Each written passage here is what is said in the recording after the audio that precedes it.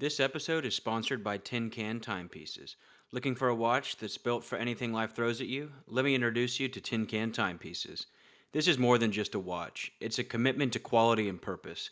Tin Can Timepieces is proudly based out of Georgia and is owned and operated by an active duty U.S. Navy submariner. That's right, a company built on discipline and precision. Every watch they create is handcrafted and features reliable automatic movements, ensuring you get a premium, quality feel with every tick. Whether you need a rugged diver or a classic dress watch, Tin Can offers an assortment of styles for every mission. Tin Can Timepieces. Hand built for purpose, built for the depths. Dive deeper and check out their collection today at tincantime.com. All right. Good morning, everyone, and welcome to the pod staff. With me today, I have Mr. Brian Biro. Brian is actually America's #1 breakthrough speaker and a leading authority on leadership and personal development. He's a best-selling author and an elite coach, and he spent most of his career making a profound impact by helping people and organizations unlock their true potential. And as famously quoted and introduced, he has the energy of a 10-year-old, the enthusiasm of a 20-year-old, and the wisdom of a 75-year-old. So, Brian, thank you for being on. I'll let you share a little bit about yourself. Well, thanks, Michael. I laughed at that. That was that quote about the energy of a 10-year-old, enthusiasm of a 20-year-old came from the president of the Jacksonville, Florida Electric Authority, but it was when I was like 40. And now it's, the wisdom of a 75-year-old. Well, I'm almost 75, so it's I can change that one now. So Yeah. it's an honor to be with you. I love what I do. It's what I love it because it's what I was put on earth to do. I've had three really wonderful careers. My first career, I was a U.S. swimming coach, so I was working with young athletes to rise the potential in their sport, but really in life. Because no matter what you coach, you actually coach people. That's what you really coach. Had a great run as a U.S. swimming coach. My team became the largest team in America at the time, but I had no life. So I'm probably the only guy you've ever met, Michael, who decided to go to graduate school to get a life instead of a job. Right. And I actually did. I ended up, that's when I met my wife. I got in good, really, really good physical shape. Ended up going in my corporate career, which is my second career. Became a vice president fairly quickly in a pretty large organization. And what was interesting was um, it was a transportation company. I didn't care about transportation. All right. I just love people. And so that's where my focus was. And it was very much like having been a coach. And we had a massive turnaround in that company. But at the peak of it, I said to my wife, honey, we're doing great. Let's quit. I got to go do this. Because what I had done was starting doing team building programs in my own company because we were really siloed. Operations hated sales, sales hated operations. They both hated the home office just a little bit more. And that made no sense to me because operations people like to do operations, sales people like to sell, and Mhm. administrative people don't want to do either one. They want to do their stuff. So what really changed our organization wasn't on the outside, wasn't the economy, wasn't the markets. It was us on the inside and how we broke through those silos, kind of moved from silos to synergy. So um, at the peak of that, sure enough, I quit and I started doing my professional speaking, and that's been my passion for 36 years. And Yeah. I can't wait to do it. And what's fascinating to me is this is my 37th year, and it's my busiest year ever, which tells Wow. me that right now people are hungry to break through because I love that I'm called America's breakthrough speaker because that's what every event is about, is to create a breakthrough and get your team to be more of a team, get people to take more ownership, personal responsibility. And I just love, it's been my passion for all three careers. How do you break through? What are the secrets to breaking through? Whether it's in your family and your relationships, whether it's in your health, whether it's in your career, whether it's in your team. So after all those 50 years, I've really come to clarity about how breakthroughs happen. Yeah, no, that's great. And that was one of the things I wanted to ask you about is on the breakthroughs. You do an exercise, I guess, I don't know if it's at all of your events, but at least at most of them, where you have people chop a piece of wood prior to you speaking. Is that correct? Yeah, they chop it with their hand. It's called the breakthrough experience, and it's board breaking. And to me, Michael, it is the greatest combination of individual and team experience you'll ever have in an event. I've had more than 1 million people do this around the world, over 2,000 events. I'm doing a couple next week with a couple thousand people breaking boards. And The individual part is the metaphor. So I guide everyone to write on the board and get clear about something they're ready to break through in their life. It could be something in their health. It could be something in a habit that they really want to shake that's not supporting them. It could be in a relationship. It could be fear of failure. It could be fear of rejection. It could be procrastination. So the first part of the individual impact is about the meaning. And I've had people, Michael, send me stuff 25 years after they broke their boards that just brings me almost to tears. People who have beat cancer because of what they wrote on the board, who brought their families back together when they thought it wasn't even healable, people who have lost over 100 pounds. So the first part of the individual impact is that meaning. On the front of the board, the person I guide them to write, what's that obstacle? On the back of the board, to envision and write down something awesome. What's waiting for you when you have broken through? What are you going to do, be, feel, create, have in your life? And for example, the first board I ever broke, I don't break boards anymore. I just hold them. It's so much fun to hold them. But when I broke a board 37 years ago, on the front of a board, I wrote procrastination. That was my obstacle. It was procrastination about writing books. I always wanted to write books and I always found a way to put it off. Yeah, when the kids get older, when I've saved up some money, when I've got some time, it was all really only about fear. But on the back of my board, I wrote freedom, abundance, and truth to my word. That when I overcame the fear that was paralyzing me into procrastination and I wrote a book, I'd bring my family new abundance. We'd have freedoms we didn't know we had, and I'd be living my word to myself every day. So the individual part of the breakthrough is that meaning, but there's more. So when I have, say, 1,000 people in an event breaking boards, we would start off with about 100 circles of 10 people each. Music is pounding. I use Danger Zone from Top Gun. People are clapping their Nice. hands, right? So if you were in, so these circles of 10 people each, all right. So if you were in one of those circles and you said, "It's my time. I'm breaking the board," you'd step forward, and the other 9 people are going, "Michael, Michael, Michael." There's 99 others going at the same time. Some people have never been cheered for like that in their lives. And for Mm. them, that's the personal breakthrough. The team part, equally powerful. You just will never see or hear people cheer like they cheer in board breaking. It's almost like tribal. I guess it's because we're all in it together. Even introspective, quiet, shy people, that just goes away during board break. They're clapping and cheering, tears in their eyes, faces illuminated. But the best part of the team experience, I could only explain by the best day of my life. And it was my daughter's wedding day. And it was for something, and incidentally, maybe we'll make a comment about wedding days coming up. Anyway, Yeah. um, it was the best day of my life. And for a reason I never could have expected or understood until I experienced it. And that was for probably 6 hours on her wedding day. I didn't think of myself once. All I could do was think of her. They tell me that I was laughing and crying at the same time. I don't remember. I just remember her. And when those 9 other people are around you, Michael, going, "Michael, Michael, Michael," they get to feel about you the way I felt about my daughter. They've moved from ego to we go. Their focus is 100% on unconditional support for other human beings. And that brings out the best thing about being human is that we'll do more for others than we'll ever do for ourselves. So that's Yeah. that's what it's about. And the other cool thing about the breakthrough experience is it I don't just do it for just the fun of it.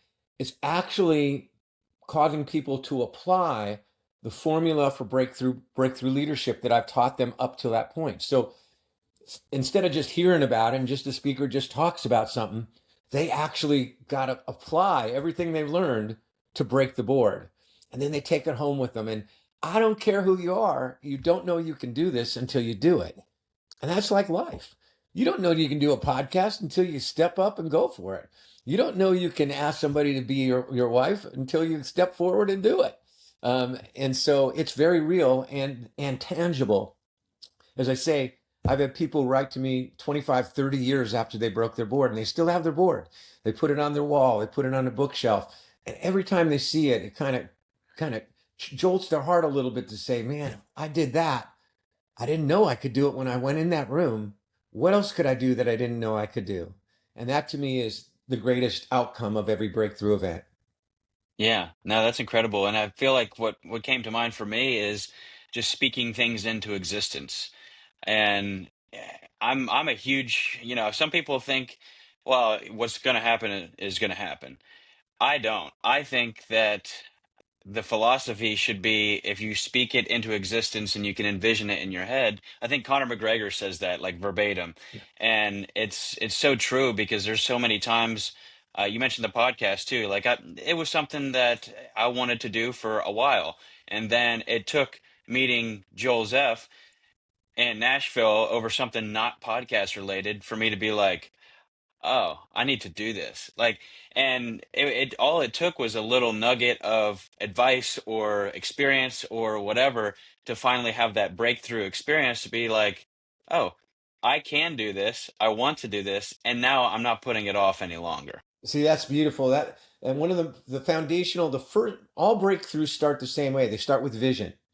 All right. And the key vision principle is what you focus on is what you create. So when you focus on the fear, you create fear. When you focus on the possibility, you amplify possibility. So a really huge question to ask yourself, every person watching this podcast, ask yourself, what are you focusing on? How many of us focus more often on worrying about what will go wrong than creating what we want to go right? How many of us focus more on the things and the people and the situations that upset us or disappoint us as opposed to the things that bring us joy? In other words, how many are living our lives focusing on the board instead of the breakthrough? And the fascinating thing is 95% of breaking board has nothing to do with strength or coordination, has only to do with focus. If you focus on the board, you're going to get the board. If you Hmm. focus on the breakthrough, looking beyond the board into your board holder's eyes, you'll astonish yourself and you'll know that what you focus on is what you create. So here's a great way to talk things into reality that you just mentioned. If you pay attention to a lot of people, how often they say the words, I have to. I have to go to work today. I have to do this. I have to pick up the kids. Um, we learned the words I have to when we were little kids, when we were under 5 years old.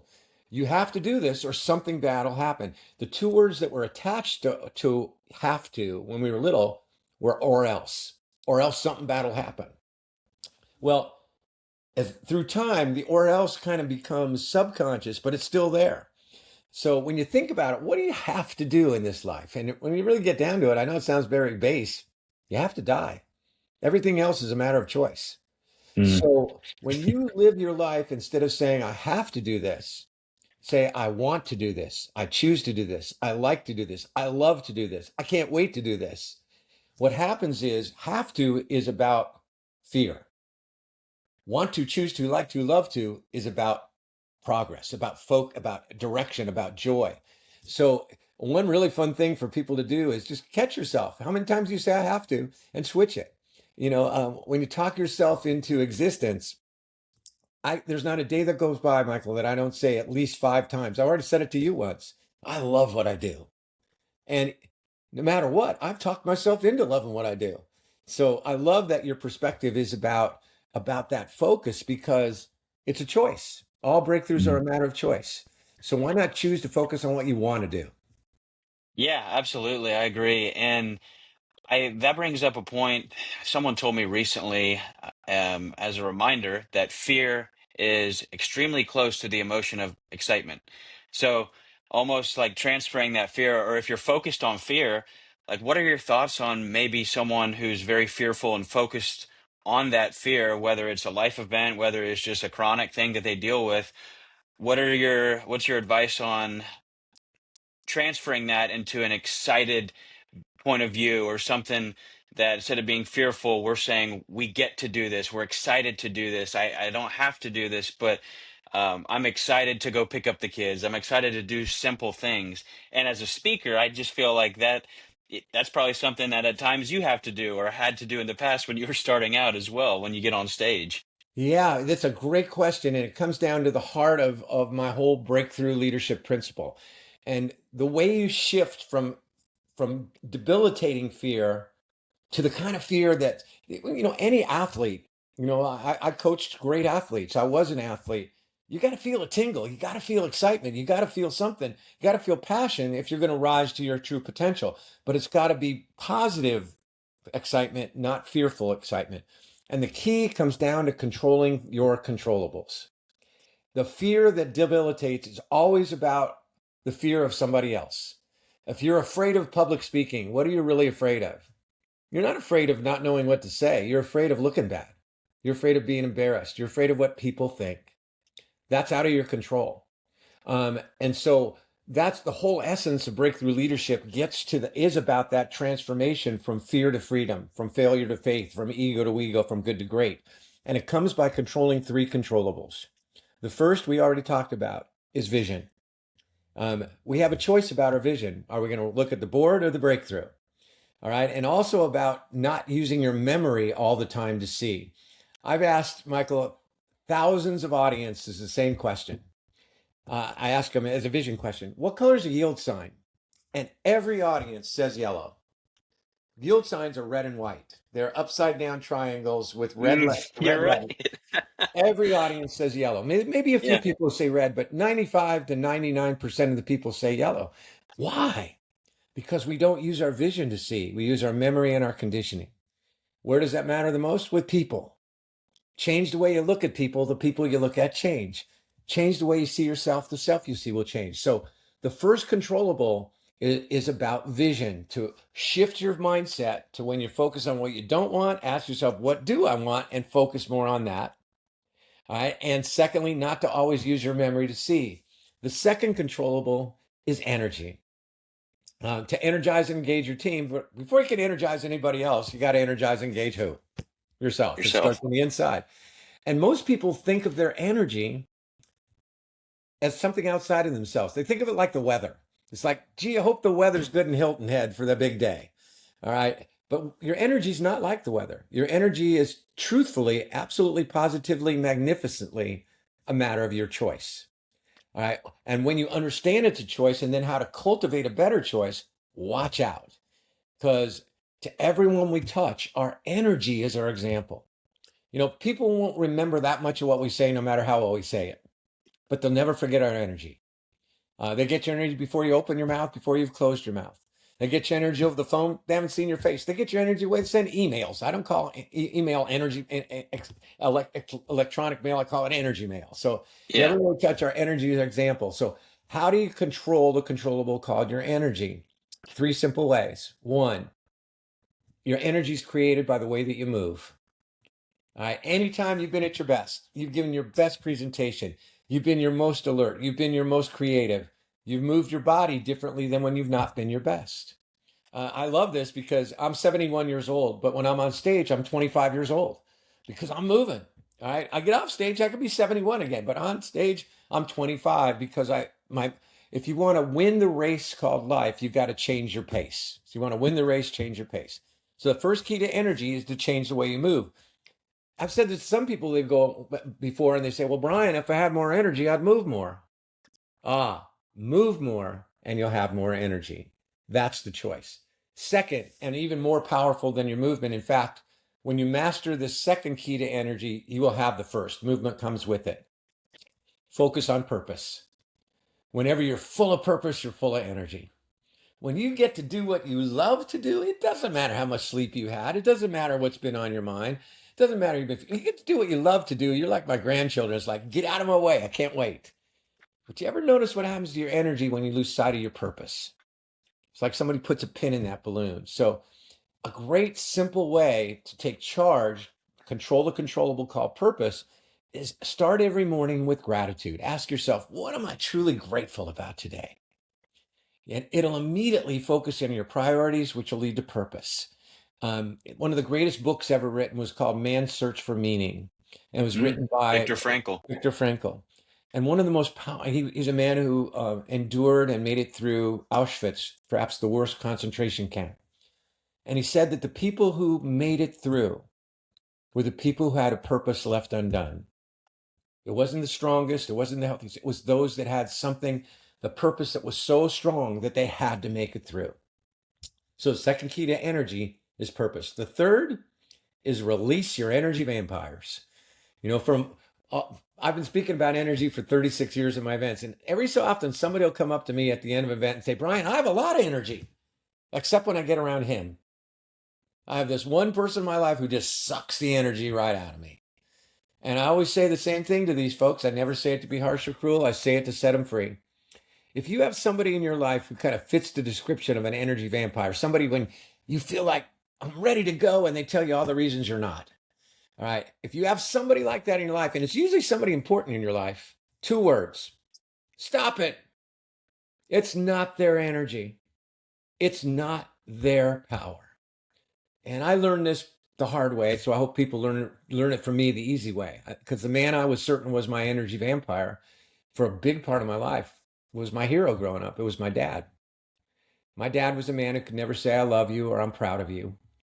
And for a while, that was what I wanted more than anything in this world. Um, for many, many years, though, after I grew up, I started to say, to heck with him. I don't care. I don't need him. I got a good life. But it was a lie. He was still my hero. Finally, after 14 years of basically having zero relationship with my father, from the time I started at Stanford University as a college freshman for 14 years, I had no cards, no letters, no visits, no nothing. If I called home to talk to my mother, my dad answered the phone. We had the same conversation. I'll get your mother. 14 years. But Wow. finally, my wife and I met each other, fell in love. We had our first child a year later. And I finally woke up to the most powerful breakthrough choice of all. And that is, if things are to change, I must change. We always want to change that other person. We went and visited my dad. And for the first time, I released my energy vampire. I was myself. I brought my own authentic energy. And in one day, my life completely transformed. I realized, number one, how much I love my dad, how much he gave me. He taught me about work ethic. He taught me about energy. He taught me to do the right thing, especially when nobody's around. But I couldn't see those gifts because I was too busy being bitter to get better. Um, and I realized that how much he meant to me. I had even bigger epiphany. I realized he had always told me he loved me. He'd always told me he was proud of me. He just couldn't say it. But he worked two jobs for 18 years so he'd have enough. He worked as a policeman all night and he worked construction all day so he'd have enough. He couldn't say, I'm proud of you, son, but he'd get this old bike.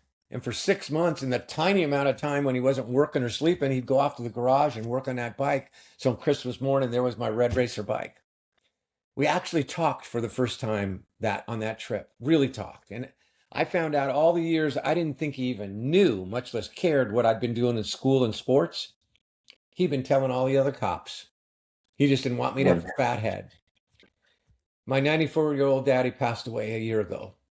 In the last 15 years of his life, I was his sole caregiver along with my mother, though I live in Virginia and they live in Lake Tahoe, California. In the 15 months after my mother passed away, before my dad passed, I spent more than 200 days out there with him as his maid, as his cook, as his wheels, as eventually as his arms and his legs. And any day I wasn't with him, we talked on the phone. And every conversation on the phone, and every one of those live times we were together, including the last day when I held his hand and he took his last breath, ended with the words, "I love you, son." I would not have thought that was possible for most of my life. But now I know that that energy vampire was my creation. So how do you elevate energy? Number one, change the way you move. Number two, focus every day on purpose by starting with gratitude. And number three, release your energy vampires. You can't do it out of anger because I won't release them, but out of the joy in your life. And you will find that you have this incredible elevation in energy. On a 10-point scale, you'll be up there above 9.0, be easy to impress and hard to offend. So that's the second controllable to shift from the fear to the breakthrough. The third is to build people, build teams, and build relationships. Every single person that's watching your podcast is in the people business. All right. Fundamentally, it's how you grow and help others grow that determine how far you can go. And building people, teams, and relationships is again a controllable. It's a choice. It comes from most of all being fully present. When you're fully present with people, as you are, that's why you're doing great on this podcast. I mean, you're really listening. You're really taking it in. You're really thinking about where does this apply in my life? Being fully present says to the people, you are important, you matter, and you count. And whenever you're not present, 100, it speaks louder. People feel like, I guess I'm not that important because they're thinking about their cell phone instead of me. So Hmm. it is the ultimate gift. And the only way we can truly build trust with people is to be fully present. Yeah.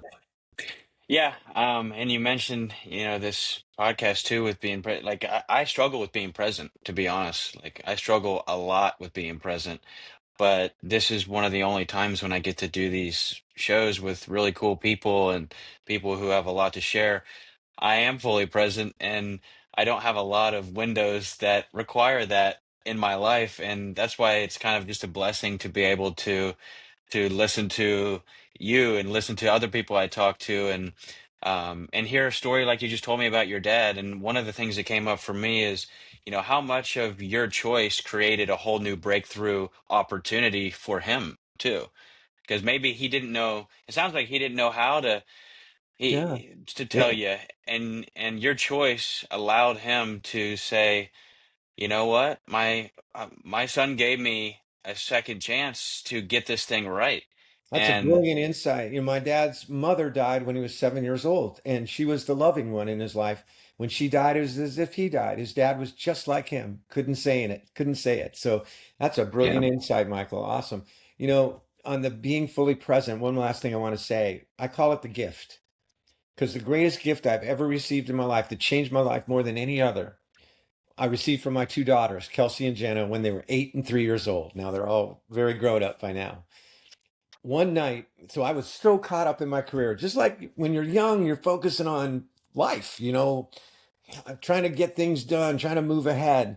When you get older and you have grandchildren, you go, that's going to be okay. What matters is getting on the floor with you right now and playing with you. But you don't know that when you're younger. And anyways, I was so caught up in my career, my speaking business had taken off, that I was constantly on the phone. And those days we didn't have cell phones. All right. So the only way you could do remote business as a professional speaker was talking on the phone. Well, one night my daughters came into my office, and this is making a little longer story shorter, but it'll get to the heart of it and why I call it the gift. They walked in my office. Before I could get to the phone, they looked at me and they asked me, Daddy, we just want to know, do you love your phone more than you love us? Hmm. I felt the blade go in deep. Emerson said, what you do screams so loudly, I can't hear a word you're saying. And it woke me up to the truth that my phone had been more important in the way I was living than my children, than my wife. Well, they showed me that there is no greater gift than being fully present because the past is history, the future, a mystery. The gift is now. That's why we call it the present. Yeah. Yeah. That's a that's a deep one. And I don't know anyone who doesn't struggle with that, but the people I know that are very good at it, or at least outwardly seem to be good at it, are the people who do the little things that you had mentioned. And I just want to note them for listeners too, is the gratitude list in the morning. I mean, any sort of mental health setting, recovery from addiction setting, self-help setting, or motivational setting, it's all the same concept. It's gratitude.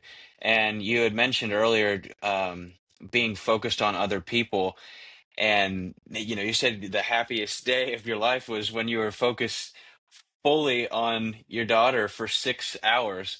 And I can just I resonate with that so much because the times that luckily I have a really wonderful dad. He's, taught me so many things. He's taught me empathy. He's taught me faith. One time I was telling him, man, I cannot stop focusing on all this stuff that's going wrong. And he was like, well, I'm working Samaritan's Purse this weekend. You want to join?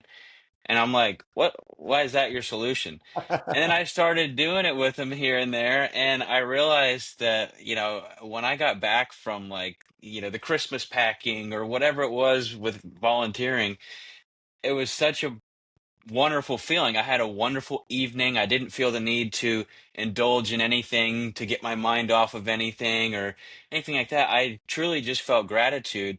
And you saying that made a good point come up for me. It was really because I was doing the right thing and I was solely focused on helping other people for that window of time. That's And right. it even made my week better, not just my night. So, Absolutely. The greatest thing about people is that we'll do more for others than we'll do for ourselves. That's when we're our best. And that's another reason why I love the board breaking experience, because I'll give you a really cool story. The biggest board breaking event I did was for 4,000 people. That's a lot of wood. All right. It was in Atlanta, Georgia. And the way I set it up is that, so that would mean there were 400 circles of 10 people each in this room. And I have my group up on this really high stage.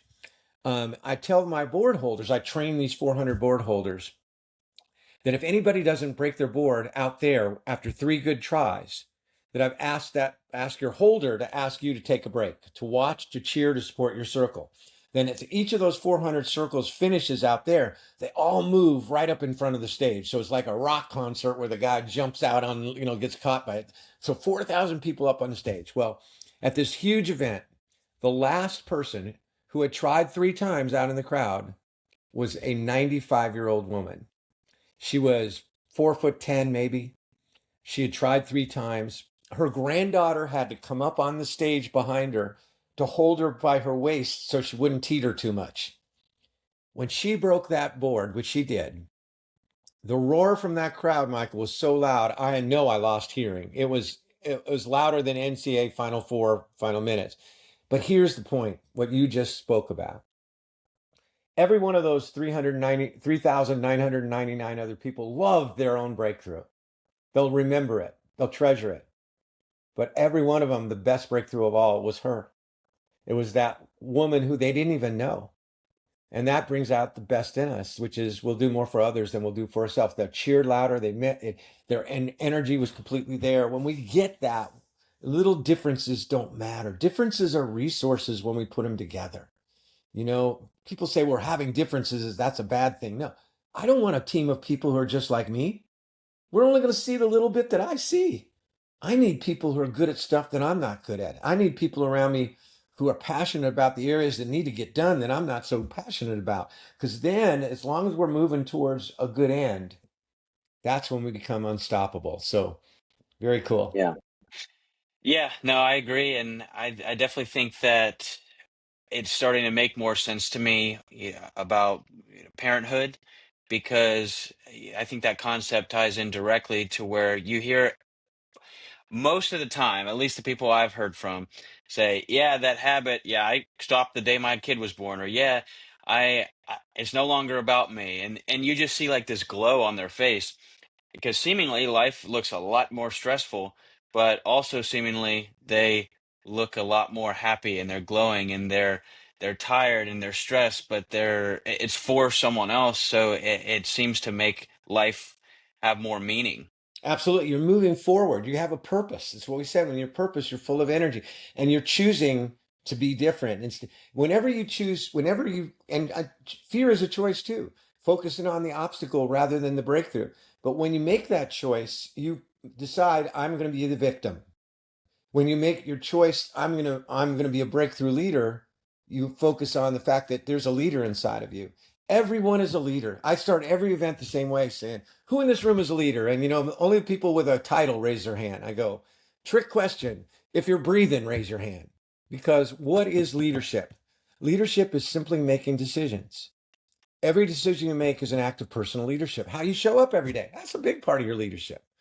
How do you deal with adversity, with challenge, with change? That's leadership. Most of all, what kind of impact do you have on the people around you? Do you lift them up? You're already a leader. And that's the starting place, because as soon as you accept that you're a leader, you say, I am not a victim. I can control my controllables. I'm going to focus on the things I do control to create the results I want to create, hopefully. My back here on my wall is the greatest coach of all time. He was my friend, my mentor. He wrote the foreword to my first book. My most recent, my 16th book, features him. His name was John Wooden. And John Wooden was the greatest men's college basketball coach of all time. Perspective, he won 10 national championships in college basketball, men's college basketball, NCAA, in the last 12 years that he coached. But talk about a humble man. He would have been the first to tell you he didn't win any national championships in the first 27 years that he was a coach. He used to say it's what you learn after you know everything that makes the difference. Uh, as great a coach as he was a better person. But Coach Wooden exemplified that breakthrough leadership because not once in 27 years did John Wooden ever say the words winning or losing to his players. Mm. Didn't say the words. Did he want to win? Oh, yeah. But what he wanted was for his team, his coaches, and himself to focus on what they did control, their effort, their energy, their attitude. He said, success is peace of mind and only comes from knowing you've given the best of which you're capable. So if you have to look at the scoreboard, you don't know because you don't control that. What you control is what you put in. And he'd wink at you and say, do that enough. You're going to come out pretty good most of the time. That's really where success lies, is in focusing on the things we do control.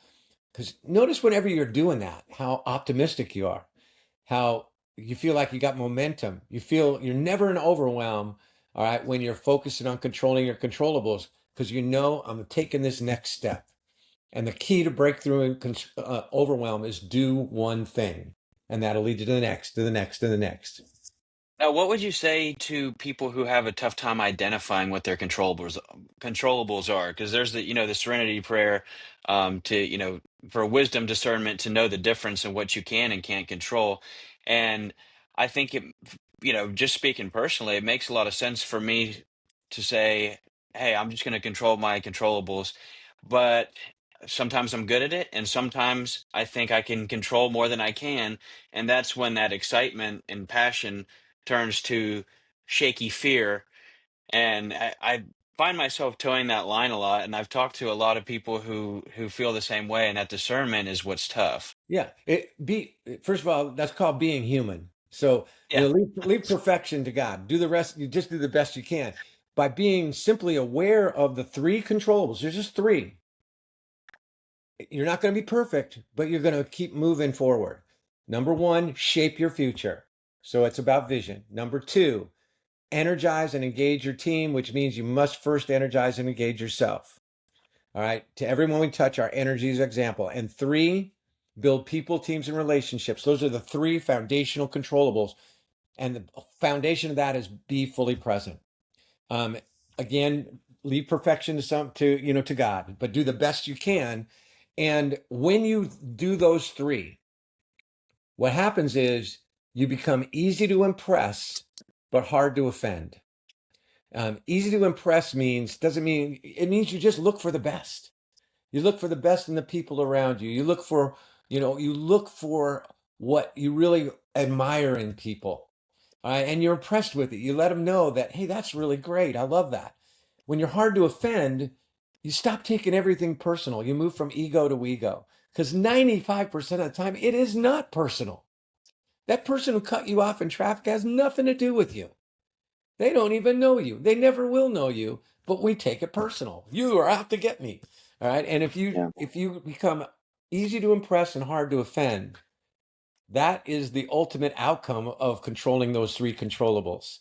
And again, that moves you from victim to active, go-getting, make it happen, being the person you want to be, Yeah. being a breakthrough leader. Yeah. Definitely. That actually reminds me of the book, The Four Agreements. I'm sure you've read that, where, it just talks about those very simple things, and to not take anything personally, be impeccable with your word, and, do your best. That's it. So that's, That's it. We want to overcomplicate. I love the KISS principle. Keep it simple, superstar. All right. Uh, I've never heard that. great breakthrough leaders understand the power of simplicity. One of the reasons why people move to fear is overwhelm. Is like it's just too much. There's too much. In this crazy world we have right now with AI and with technology expanding to all everything that's out there, it's easy to get caught up in complexity and complication, and it's too much. But when you simplify, you put and what happens when you do that? You get paralysis. You don't do anything. You're stuck. But when you focus in on those simple three controllables or those simple four agreements, which are very similar to my three controllables, you have momentum. You know what the next step to take. because you're not thinking about 500 steps beyond you. You're taking that next step. And as soon as you take that next step, I like to think of it as like a stairway. You take that one step up, you got a new view. You couldn't see what you could see when you're on one step below, but now you can see a little further. Next step, you can see a little further. And inch by inch, anything's a cinch. So, like for example, if you want to, if people want to do something from this podcast that'll change your life. When you leave this podcast, pick out two people in your life, one at work, one at home, who for 30 days you simply make the commitment to be more fully present. Now, that doesn't mean you even have to spend more time with them. You may not have more time. But when you're with them, put the cell phone away. All right, no more meals where you're 3 feet away with the people you love and only you're all looking at your cell phones. Here's the biggest one: ask more than tell, and then do what we rarely actually do: listen. Because most of the time, when people are, even when they're asking us stuff, we're not listening. We're thinking about what we're going to say. But listen first. You'll know what to say. Really open your eyes to who they are now, and you watch. After a few days, they're going to look at you different. They're going to go, "You've been working out, doing something different with your hair. You're looking good." And as you Yeah, become you're more glowing. present with you're present with Yeah. those two, you'll build that habit and that muscle until it begins to become who you are habitually. And being Yeah. present just means when you're with somebody, 100% of your mind, body, and spirit is with that person where they are now.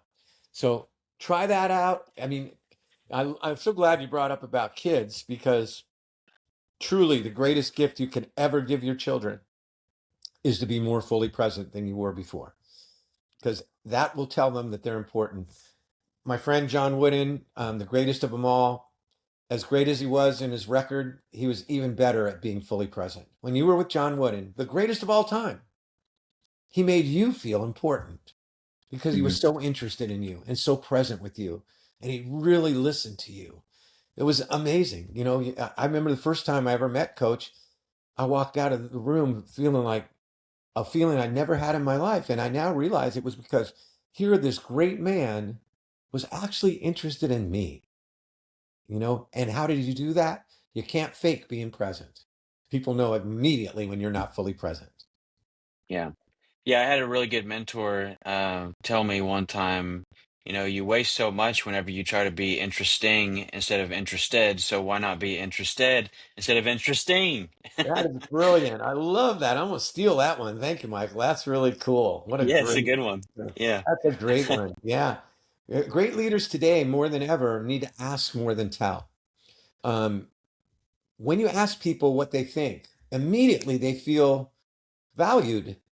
They feel respected. Like they're interested in what I have to say. When you ask people important questions, it helps them think for themselves and grow, and it elevates their energy. So, being a great leader, you better be a master asker. Yeah. That's a good one. Yeah. Um, I wanted to ask you on all these concepts, you're so well versed in what you do, and I know I've done so much research on you. I could just see just reviews everywhere of how you've helped everyone. But I want to know for you, like, how much has faith played a role in that? What does your faith kind of look like, tying into what you do? Everything starts with God. And so faith for me is the base of all. Um, I don't bring specific religion into what I speak about. I do mention God. I always end with an Irish blessing, which is very special to our family.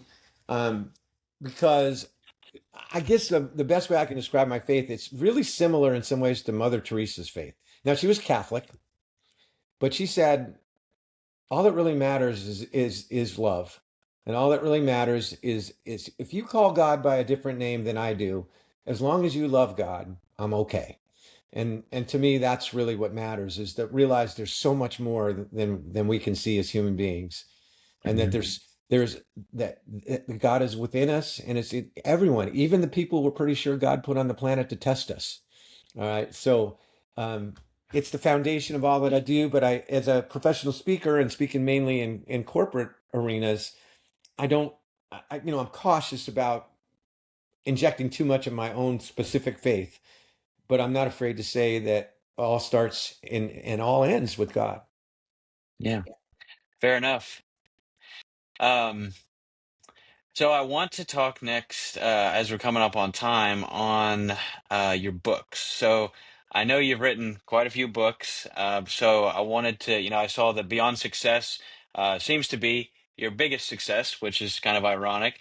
So talk to me about your books, where to get your books, and how listeners can start to listen to you or read about you and the principles that you preach. Oh, thanks so much. Yeah, I've written 16 books. The first one was called Beyond Success, and that was, that was I didn't know anything about writing books. I just wanted to write a book. I never even thought about what do you do with a book once it's written.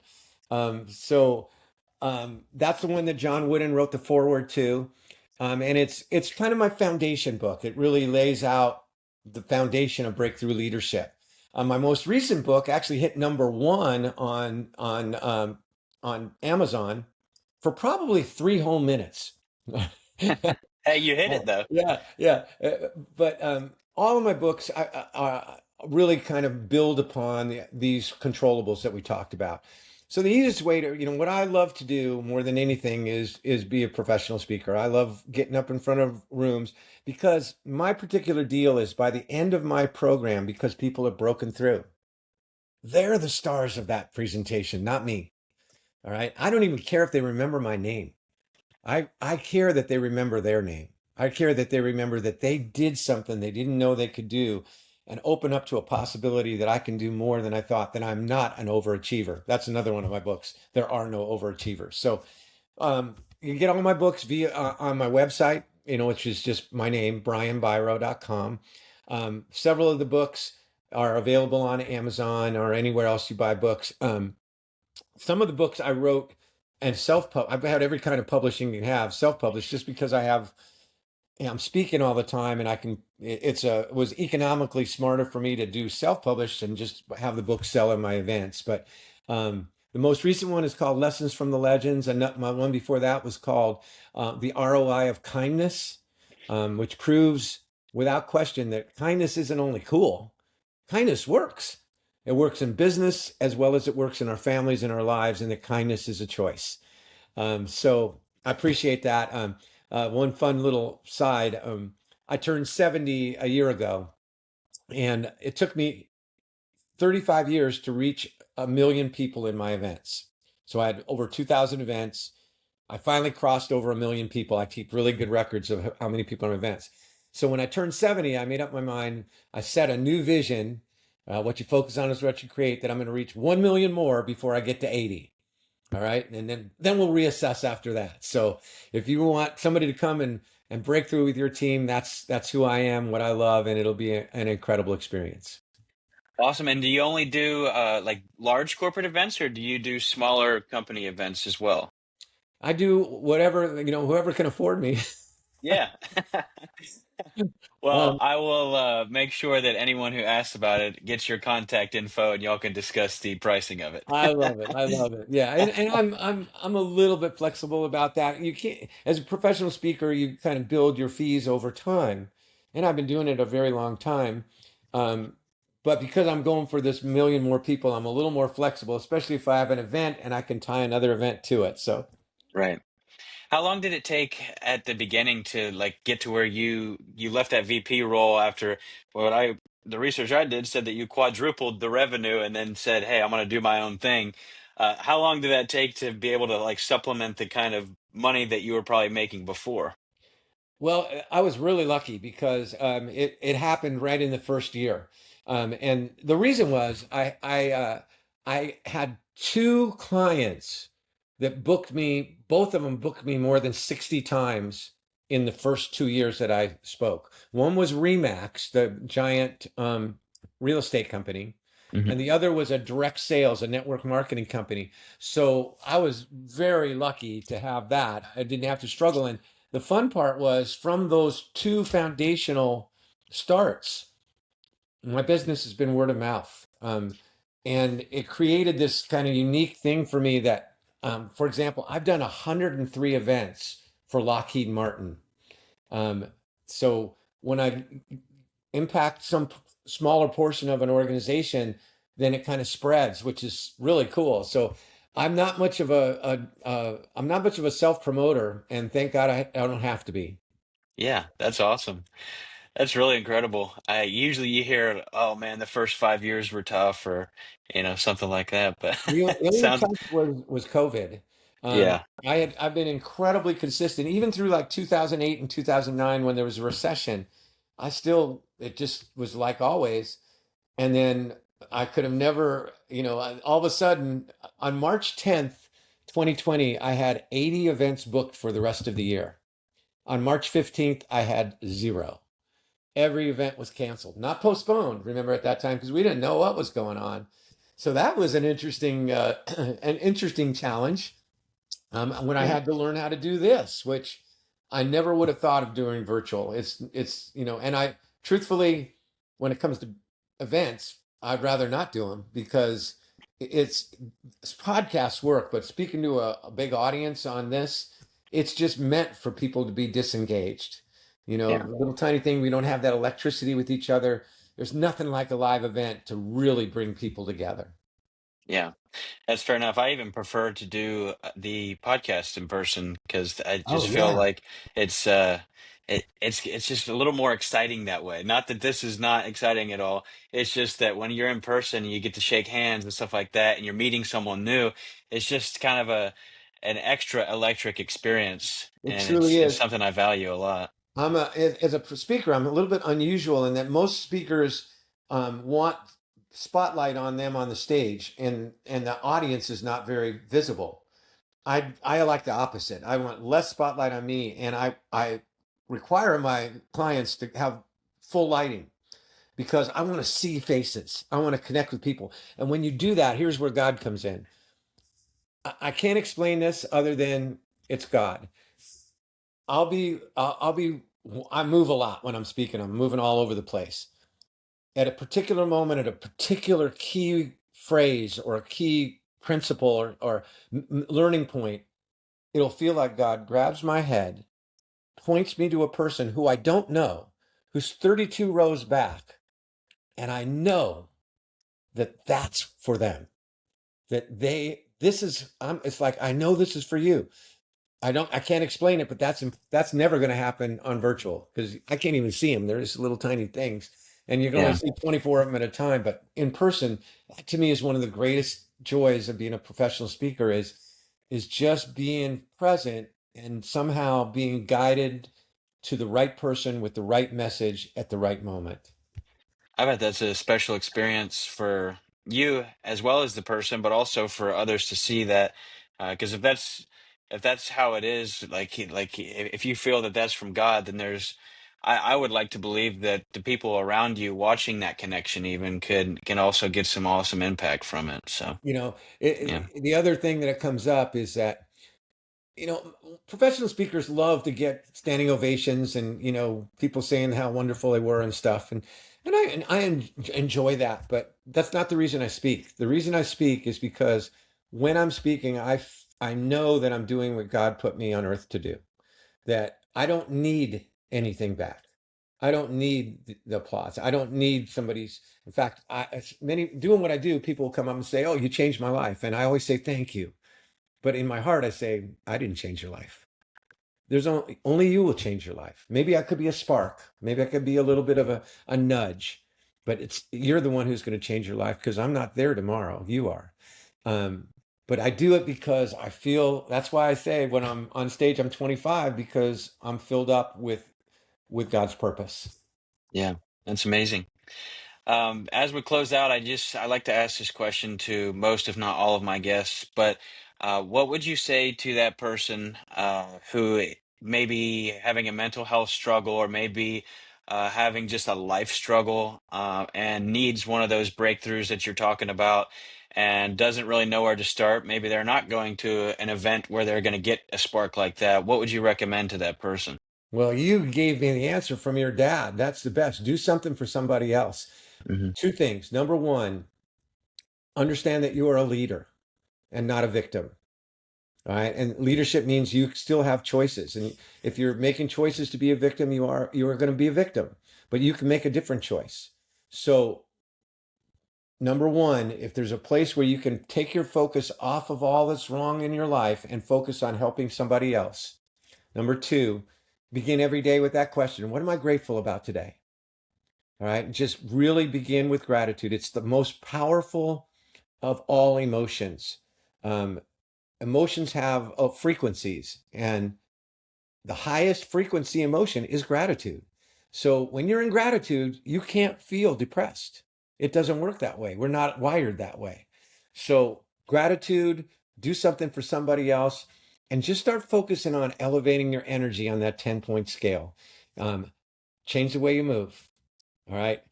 Stop saying I have to. Say I choose to, love to, can't wait to, and talk yourself into joy. Yeah. Well, that's a wonderful way to end. I really appreciate your insights on that and really everything. I mean, I personally learned so much today, so I can only imagine, the people this can reach and the impact that even an episode like this with a small fish like me can make on people's lives. So, really appreciate it. And Brian Biro, everyone. Thank you so much, and congratulations, this man got engaged. Thank Woo! you. Yeah, I'm pretty amped about that. So, thanks, Brian. Thank you so much, Michael. It was great. This episode is sponsored by Tin Can Timepieces. Looking for a watch that's built for anything life throws at you? Let me introduce you to Tin Can Timepieces. This is more than just a watch, it's a commitment to quality and purpose. Tin Can Timepieces is proudly based out of Georgia and is owned and operated by an active duty U.S. Navy submariner. That's right, a company built on discipline and precision. Every watch they create is handcrafted and features reliable automatic movements, ensuring you get a premium, quality feel with every tick. Whether you need a rugged diver or a classic dress watch, Tin Can offers an assortment of styles for every mission. Tin Can Timepieces, hand built for purpose, built for the depths. Dive deeper and check out their collection today at tincantime.com.